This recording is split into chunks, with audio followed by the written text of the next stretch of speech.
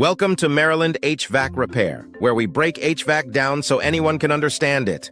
Today, we're learning how to figure out how much heat a window lets into a home during summer, using a special chart called Manual J Table 3A1. Let's walk through it together with a real example.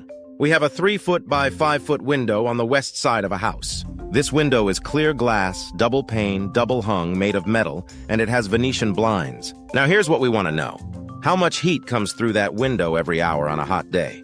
We'll use a simple formula. Tia equals sign area x HTM. Each means how many BTUs of heat are coming in each hour. Area is the size of the window. HTM stands for heat transfer multiplier. It's a number that tells us how much heat comes through, based on window type and direction. So let's plug in the numbers. Step 1. The window is 3 feet by 5 feet, so the area is 15 square feet. Step 2.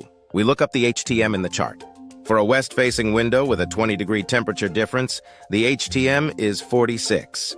That already includes things like the glass type and blinds. Step 3.